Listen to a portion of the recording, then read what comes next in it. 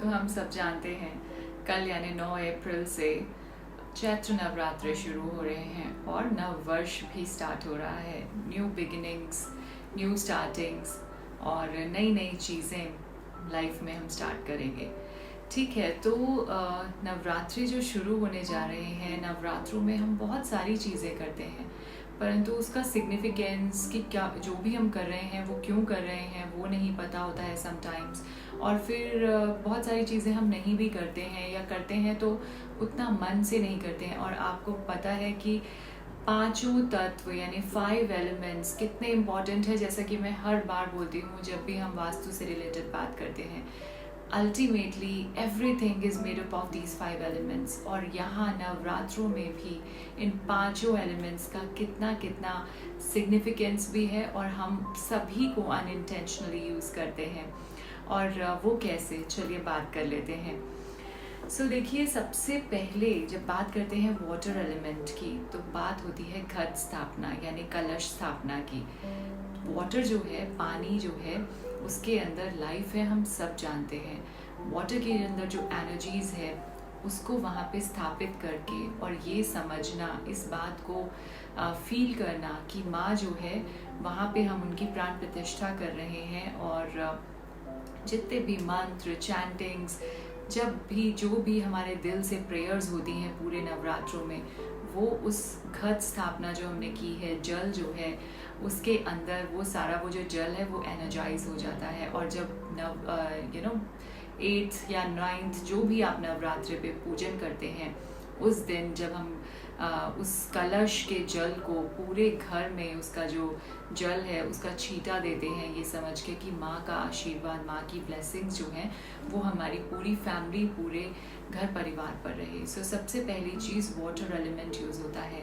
फिर उसके बाद बात करते हैं अर्थ एलिमेंट की। अब अर्थ एलिमेंट की जब बात हो रही है, सो सबसे ज़्यादा इम्पॉर्टेंट जौ यानी कि बार्ले, जो हम जौ बीजते हैं वो अर्थ एलिमेंट को रिप्रेजेंट करता है, उसकी खेती होना। और उसके थ्रू हमें जो ये पता चलता है कि आने वाले 6 महीने या आने वाला जो हमारा साल है, समय है, वो कैसा जाएगा, कितनी मन से, कितनी रिस्पेक्ट और डेडिकेशन से, कितने मन से, प्रेयर्स के साथ में हम उसमें जौ बीजते हैं। अब देखिए, सबसे बड़ी और इम्पॉर्टेंट चीज़ मैं आपको ये बताना चाहूँगी कि हालांकि अर्थ एलिमेंट में हम कोकोनट, जो कि बहुत बहुत इम्पॉर्टेंट एक चीज़ रहती है, श्रीफल बोलते हैं इसको, वो भी अर्थ एलिमेंट का ही एक प्रतीक है। फिर उसके बाद हम फल फूल जो भी अर्पित करते हैं माँ को, वो भी। लेकिन जब हम बात कर रहे हैं जौ बीजने की, तो बहुत बार ऐसा होता है कि अगर जौ अच्छे नहीं हुए, यानी कि या तो बहुत ज़्यादा घने नहीं हुए या फिर पीले हो गए, तो लोग बहुत घबरा जाते हैं, डर जाते हैं और उसी क्षण से ये सोचना शुरू कर देते हैं कि शायद हमारा आने वाला समय अच्छा नहीं जाएगा। और जहाँ जौ बहुत अच्छे हरे भरे होते हैं, वहाँ ये सोचते हैं कि ये खुशहाली का प्रतीक है, प्रॉस्पेरिटी, ग्रीनरी और लाइफ में हैप्पीनेस, अबंडेंस उसका।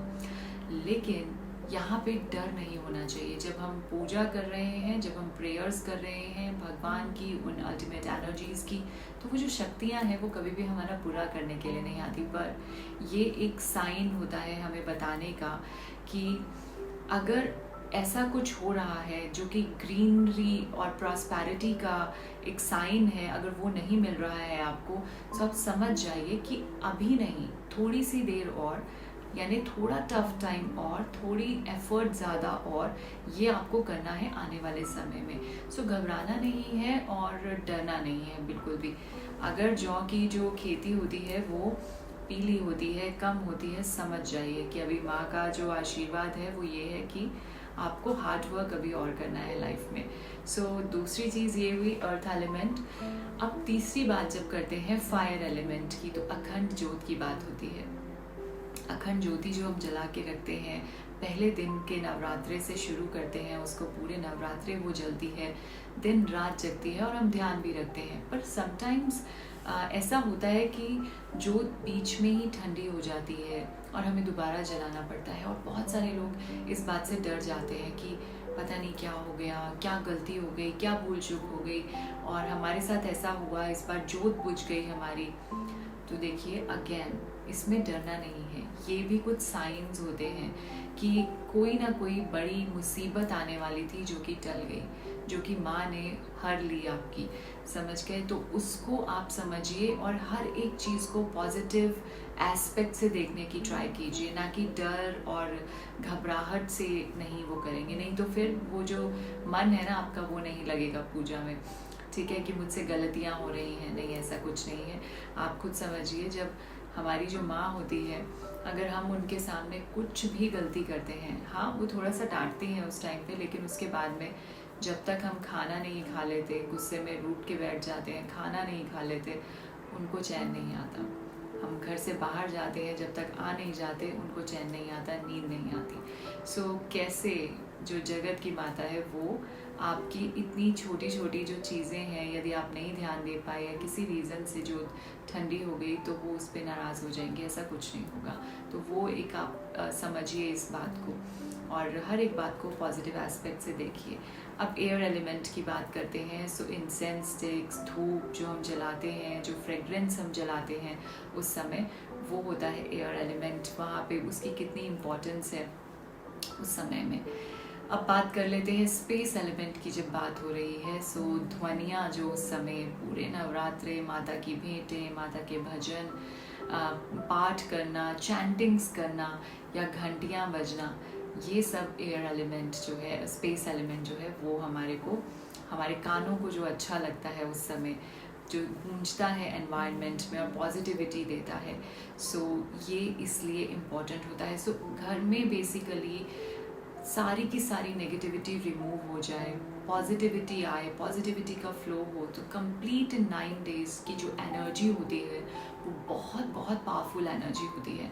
आप जो भी मैनिफेस्ट करना चाहते हैं, अगर इन 9 days में आप उसको एफर्म करते हैं, मांगते हैं और उसकी प्रेयर्स करते हैं, तो डेफिनेटली आप वो बहुत जल्दी मैनिफेस्ट करते हैं। इतनी पावरफुल एनर्जीज होती हैं इन कंप्लीट 9 days की, और इसमें कोई डाउट की बात ही नहीं है। जहाँ आपका डाउट शुरू हुआ वहीं आपकी मैनिफेस्टेशंस का ना पूरा होना शुरू हुआ, राइट। सो 100% फेथ और पूरे के पूरे विश्वास के साथ जब आप प्रेयर्स के साथ एफर्म करते हैं कि मुझे ये चाहिए और ये मिल गया समझो, तो वो आपको मिल जाता है, वो आपकी विश पूरी हो जाती है, बहुत जल्दी पूरी होती है। सो इस नवरात्रे ये सब चीज़ों का ध्यान रखते हुए, बिना डरते हुए, और माँ की जो है वो पूजा कीजिए, and definitely you will see कि ये जो न्यू ईयर स्टार्ट हो रहा है 2081 विक्रम संवत, और ये आप सभी के लिए बहुत बहुत खुशियाँ लेके आए, और ये नवरात्रे भी,